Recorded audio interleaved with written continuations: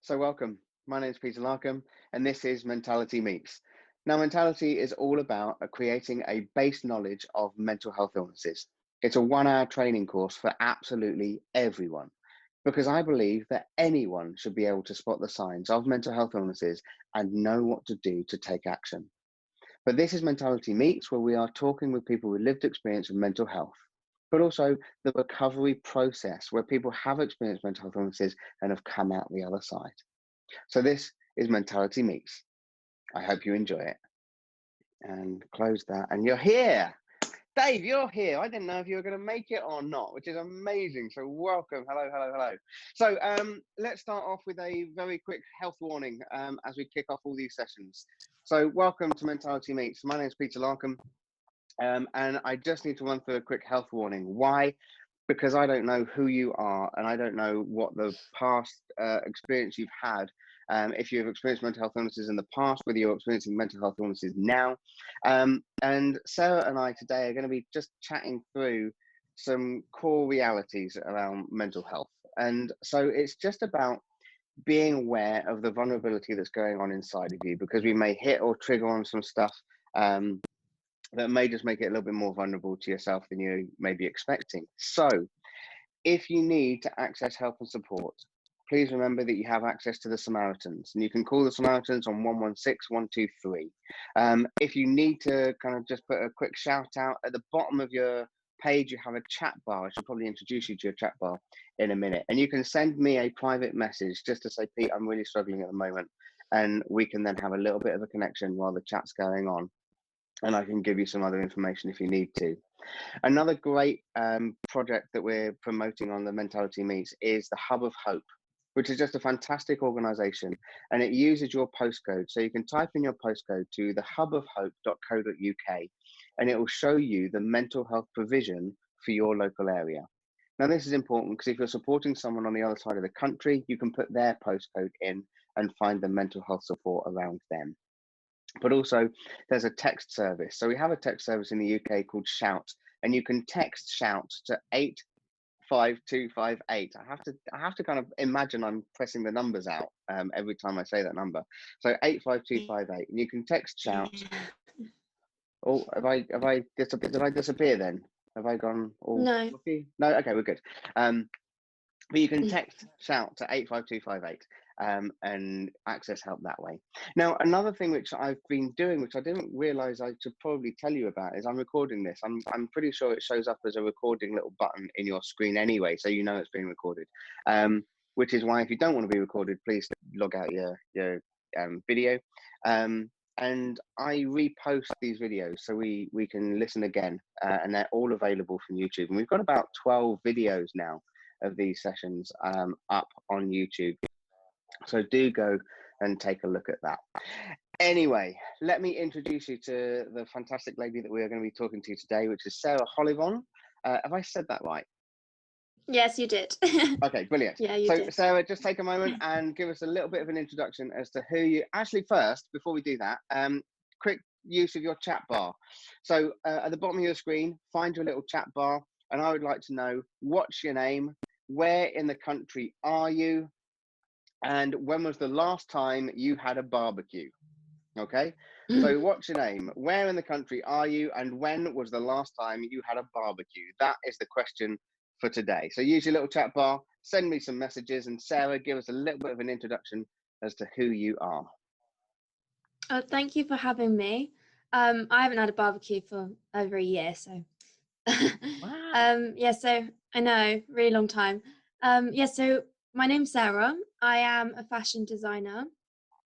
My background is bespoke tailoring. I've been trained by a Savile Row waistcoat maker.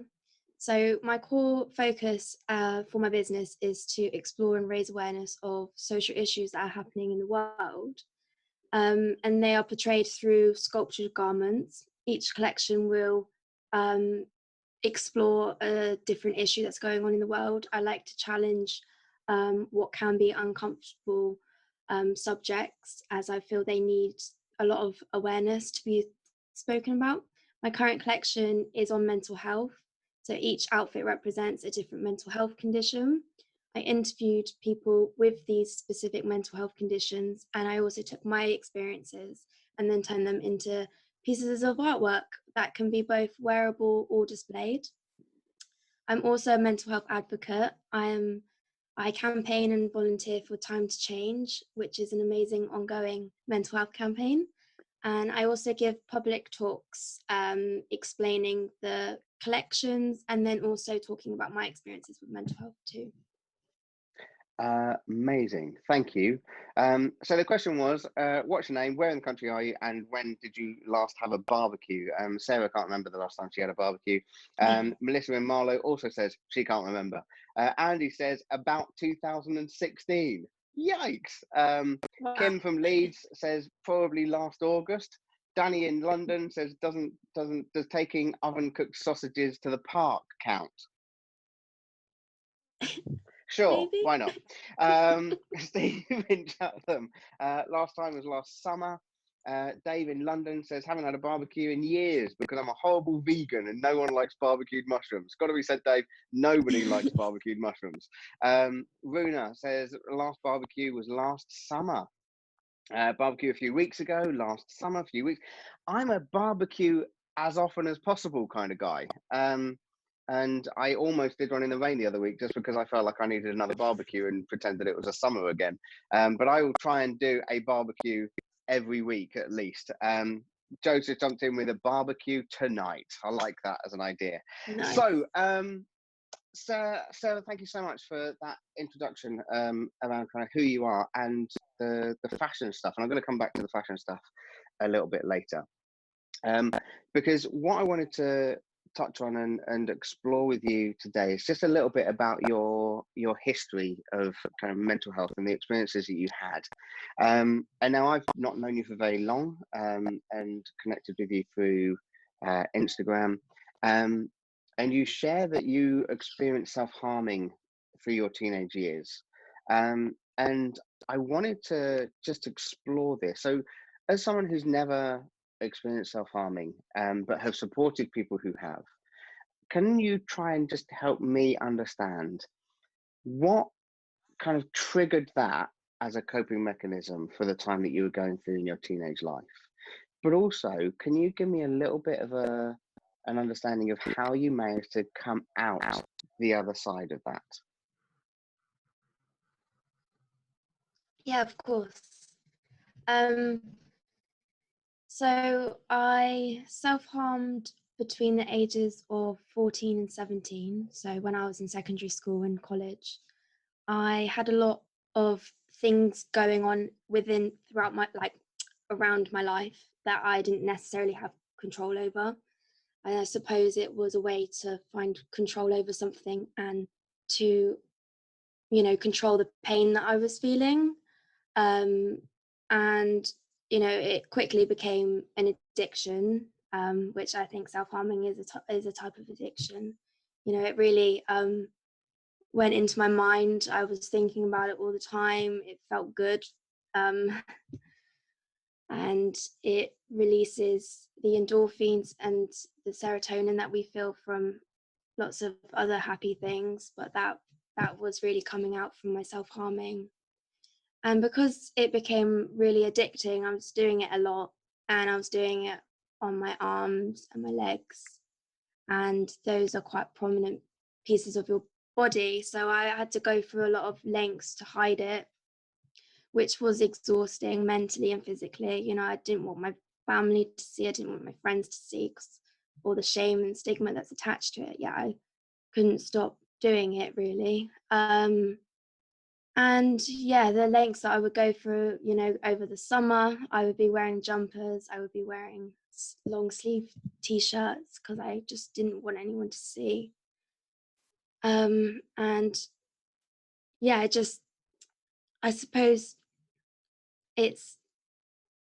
I think one of the reasons what made me get to a point where I was like, okay, enough is enough, was that I was very disgusted with my body because I was looking at all of these cuts. Yeah, I couldn't really stop because it was so addicting.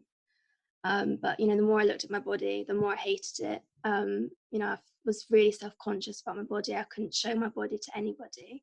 And you know, you're supposed to love your body, you're supposed to be able to feel confident to show it to people, or you know, just even to yourself, right, in front of the mirror or something. So yeah, I was really I just really hated it, and I got to a point where I was like, well, this is enough, you know, I'm tired of hiding it. I want to love my body, you know, I don't want to feel ashamed of it. So I managed to put that addiction, as you were, into something else, into a more creative outlet, which is then how I became so passionate about my sewing and my designing and my creating, because it created the exact same feeling that I would get from when I was self-harming. It would be releasing the endorphins, it would be releasing the euphoric feeling, but in a way it was more because I was being able to think something up in my head, to then create it with my hands and then visually see it. And that, you know, you can't beat that kind of reward. But you know, I think as any addiction, it's something that still lingers into my head sometimes. You know, I would be lying if it didn't pop into my head sometimes when I've gone through some traumatic experiences since the age of 17 when I stopped, and the thought of wanting to self-harm has definitely creeped into my mind, wanting to go back to unhealthy coping strategies. And but I think because I found the creative outlet, it's made me think, no, you know, I love my body. I don't want to go back to that place of not only, you know, having that quick release that lasted for what, 5-10 minutes, but then like weeks and weeks of hating my body and feeling disgusted with myself. I just didn't want to go back to that. But you know, I admit that I have self-harmed once since I was 17, when I went through a trauma in my university. I did it once, and then I hated my body like weeks after, and I was making sure I was to hide it. And you know, it just drains you just to have to hide something for so long. Wow. But yeah. Thank you. Because that's a really kind of tough question. I kind of apologize and don't at the same time in asking you, because it's something which, unless you've experienced it for yourself, it becomes very difficult to understand why other people kind of get there. And I think you've done really well to just help identify and understand that process. So thank you. Which does bring me to my first Okay. question for our audience here today. And like I said, just kind of be aware, because I'm going to ask you to be honest in this question, because I want to know, what is it that you are doing at the moment that's helping you cope? Okay, so what are you using as your coping mechanism right now? Because what I picked up on from what Sarah was just saying is that it was a time of her life when she felt out of control. And I don't know about you, but we are in a situation where we currently feel a little bit out of control of what's going on in our lives. And I also have to admit that alcohol is a very easy go-to for me in an evening, to help me cope with the stresses of the day and just the weirdness that's going on. So I'd like you to be a little bit honest. And again, if you don't want it to be an open chat thing, then just kind of put it into a private message. I'll still share it, but I won't kind of put your name to it or anything like that in the chat bar. But can you let me know what you are currently doing to help you cope in this current situation? So I'm going to let that run for a little bit, because I also want to start talking about how you found the sewing and the creativity as a different coping mechanism, and that kind of it gave you the same feelings, but it was a very different outlet. And so I'd love to talk to you a little bit more about kind of that creative process, and how you found that to really help you with your journey. So before you answer that, let's kind of see what some people have said. So we've got food going on, fresh air, exercise is a good coping mechanism. When I feel down, I find gratitude. I reach out and find gratitude. Definitely food, definitely drink. Cycling, reading and baking is coming out, exercise and meditation, getting outside at least once a day, and tending to plants. Food, Netflix. Now, I'm a Netflix fan. If you've not watched one of these before, I am a Netflix fan. Also, I'm going to ask you later on in this chat to give me any new Netflix series or stuff that you're watching, so as I can jump onto what you're watching too. So Netflix, comfort, lemonade. Nice, I like that. Oh, Southern Comfort and lemonade. Okay, I now read the whole thing. Sorry, my bad. So God, yeah. So reaching out kind of religiously and kind of looking for higher kind of reaches. Exercise, time for myself, lots of water. Oh, chase. Okay, I'll look into chase as a good one. And then keeping in touch with friends and family, sewing and craft, which kind of brings us back to your creativity. And I love that. Thanks, Jazz. That's really helped us kind of just seamlessly, just see what it is, seamlessly link into our next kind of bit, which is about that creativity, because creativity is definitely a good thing for our mental health. So, Sarah, can you just kind of talk me through that part of your journey and how you got into fashion design and the creative process? Well, I mean, I've always been interested in sewing. My mum is a sewer. My grandma was a knitter, so I always had that element to it. I think when I really got into it, like, you know, always thinking about it and thinking about it, doing it, was after my first trauma when I was 18, which is kind of similar time when I stopped self-harming as well. I was going through a really difficult time in my life from the trauma. I also experienced psychosis. At the time, I didn't know that I was having PTSD symptoms and psychotic symptoms. I didn't understand because I was 17, 18, and I also didn't really want to understand. I just wanted to get better. I didn't really care how I was getting better. I just wanted to get better in a way through my counselling.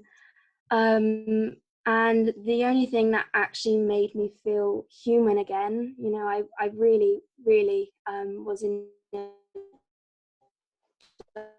dark place, was sewing and being creative. I spent my whole summer in my house sewing, doing a summer project for my college.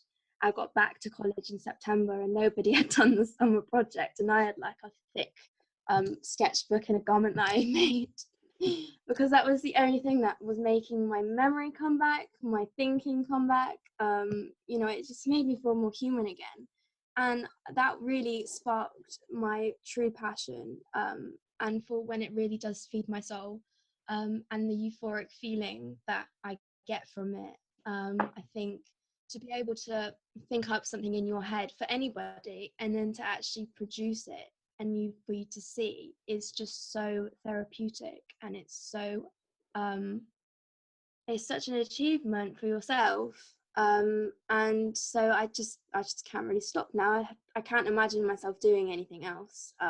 Even if I didn't have a business, I'd still be sewing and making things. You know, it's just what I do, and it's what helps me, and it helps my mental health.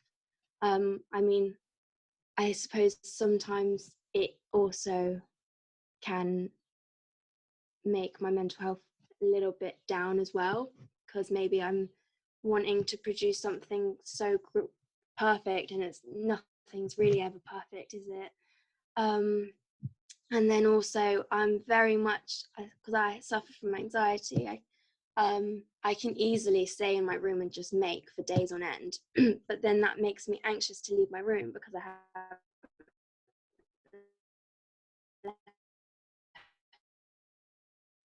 my room days. I think that's just something that I just have to work on myself, you know, to get the balance, because life is always about balance. No, perfect. Because that then brings us to our next question, which I want to throw out to everyone else, which is, okay, creativity. Have you done anything, or what have you done ever in your life that has been creative. Okay, and it could be sticking some pasta on a piece of paper with your kids, which is basically where my creativity comes to an end, or making something, or it could be my wife enjoys the colouring books, so she's got kind of like an adult colouring book, and my son's got a kids one. And every now and then when he stays up in the evening, we kind of all draw together. So my question is, what do you do that's creative? Okay, has anyone got any creative flair out there? Making VE bunting today. Nice, I like that idea. Write very like dark poetry. Now I'm kind of imagining that that's the theme of the poetry is dark, not just kind of in a dark page with dark pens. So I'm imagining that's kind of more thing. Coloringheroes.com. Is that an app, Emmy? I don't know, but kind of coloringheroes.com sounds like a great website to go and look at. Danny says that my creativity comes when things in the house are broken and need to be fixed. So like that tinkering process. Love it. Craft with the kids and patchwork. So I'm just saying it's VE Day Bunting. Thanks, Heroes. Okay, so that's the coloringheroes.com is the bunting that you're making for heroes. Okay, I'm really slow on the uptake with what people are writing down. Rachel says not very artistic, but occasionally get the urge to draw or colour. Getting involved in making PPE visors at home at the moment and enjoying the process. Amazing.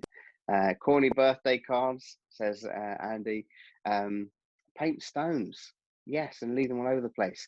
We found some painted stones on our walk the other day down in Winchester, and I'm imagining, Steve, they weren't yours because that would be a really long daily walk for you.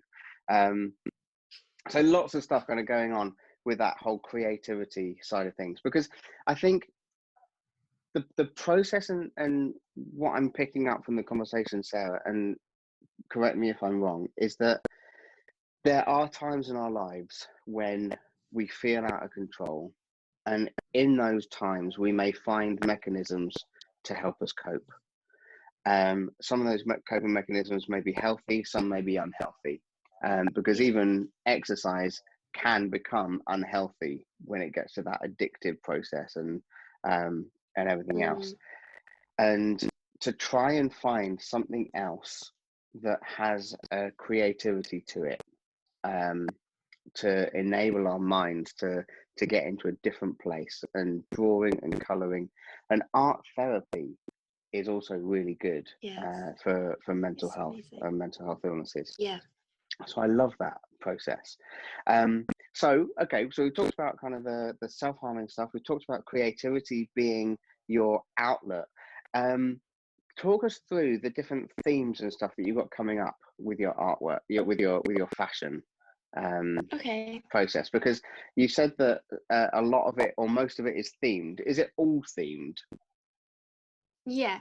So each collection that I bring out will be exploring a different social issue, and that will always be the theme. So as I said, my current collection is on mental health, and I've explored and raised awareness of 7 mental health conditions. So each outfit represents a specific mental health condition. I've taken some of my experiences, and then I've also taken other people's experiences and turned them into pieces of artwork. So by interviewing them.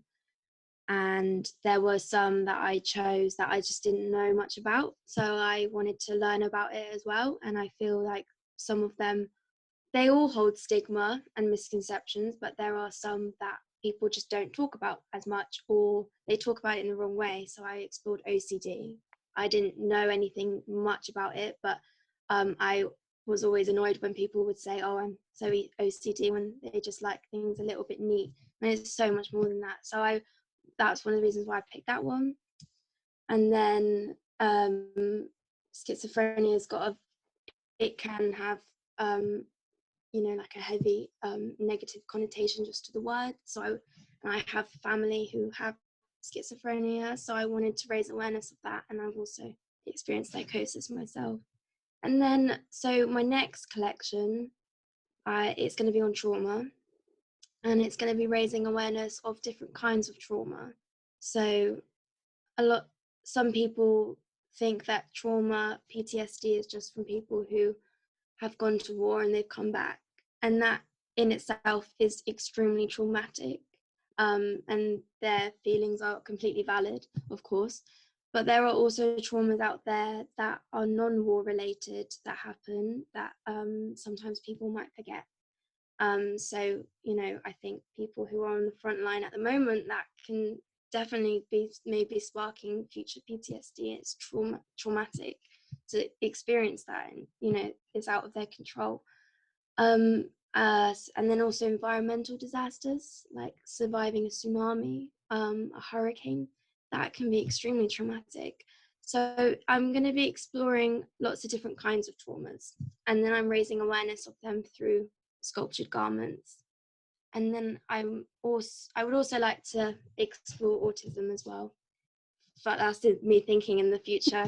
I've got a lot of experience with autism. I've got quite a few family members who have it, and them being close to me and my family, I've grown up around them with autism, and then I've also grown around the stigma that they faced growing up. So that's another reason why I want to tackle it, because I think a lot of people talk about it now, but there's still heavy. So you go for the nice light-hearted topics in your fashion process. That's amazing. I've been told that. And Danny, I just want to kind of bring out the point that you just kind of raised about the high proportion of women that miscarry experiencing PTSD, and the trauma that so many people are going through during this COVID process. And I mean, something which has really impacted on me and really struck me, and I put a post out on this linking to this chat today because it was something that I read, which is in the region of 700 people a day, or an extra 700 people a day, have died due to the COVID-19 virus, and the impact that is having on so many people. And the realization for me is that I'm currently sitting here with my family unit at home, enjoying the garden, enjoying the sunshine. Yes, it's frustrating. Yes, it's not normal, but I haven't had any friends. I haven't had any family members that have died due to this. I've had some friends who have been really sick, but the impact that this is having on what is now well over the 27,000 mark of families and individuals that have been impacted by this, and just this context that we're in, and to try and remember just how serious it is, because I know that at the moment there's a lot of chat about kind of going back to work and kind of trying to do all that, and I think when it's not impacted on you personally or me personally, it's very easy to think it's fine out there. I don't know what it's all about. But when you have lost someone, or family or friends, and it's that much closer to you, it must be devastating. And I just kind of wanted to touch on that. I don't know what other people's kind of thoughts are on that. And I think I'm going to put that out as our last question, because it's just 2 minutes away, is how close has COVID got to you? Okay. And that's a question of has anyone that you know experienced it? And I want to go for 2 degrees of separation. Okay. No, 1 degree of separation. So somebody that you actively know. So not a friend of a friend, but either someone that you know or a family member who has either experienced it or who may have died due to it. Can you just let us know, how is COVID impacting on you? And we'll go for that as our last question going out there. And I'm aware that we're kind of finishing on a fairly heavy note, but I think this is the reality of what we're in. Amy's saying that she lives with a key worker, and pretty close every day. 3 of our filming team have had COVID, and then 2 people I know are unwell, both recovered, but not tested yet. And then my sister's boyfriend is training to be a paramedic, and caught it. Him and his sister are okay and recovering now. 3 friends have had it, and all better now. And it's the acknowledgement and the realization of just how kind of serious it all is. So, guys, I want to just take a moment and say thank you so much for your honesty as we've gone through this chat. I'm aware this has been quite a heavy one in the context of our mentality meets. And Sarah, I just want to thank you, especially for your openness and your honesty as we've gone through this. I think you've been totally true to this conversation, and I really appreciate it.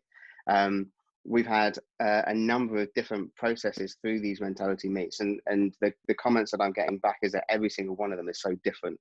And I've really appreciated your honesty and your truth as we've gone through this. And guys, I thank you for sharing with us your coping mechanisms that you're experiencing at the moment. And I just thank you for the honesty that you've given us about how close COVID-19 has got to you. So, Sarah, have you got any final thoughts before we wrap all this up? Well, I think just everything that's going on at the moment, you know, I'm very grateful for the little things that are happening in my life. I'm really taking a moment to be outside with nature and spend it with my family. I'm lucky to be with them right now. So it's just experience, like, be grateful for the little things in life. Brilliant. And so everyone, I just want to take this last opportunity to say thank you so much for joining us for Mentality Meets today. I hope you have an amazing rest of your week and a great bank holiday weekend. Emmy, enjoy your VE bunting. And guys, take care, stay safe, and God bless. Bye-bye now. So that's our kind of official ending. We have an official ending, and then we just kind of ramble for a few more minutes. But if you do need to head away, we have hit our half-hour slot. So thank you so much for joining us. Sarah, how was that for you? Was that all good? It was great. Yeah, really good. That's the first time I've spoken about my self-harming to an audience, and I felt good doing it. So yeah, really nice. In that case, what I'm going to do is I'm going to shut this conversation down, and I'm going to say, guys, thank you so much for your time today. God bless. Take care. Thank you so much. Thanks, Sarah. Bye. Take care. Bye. Bye.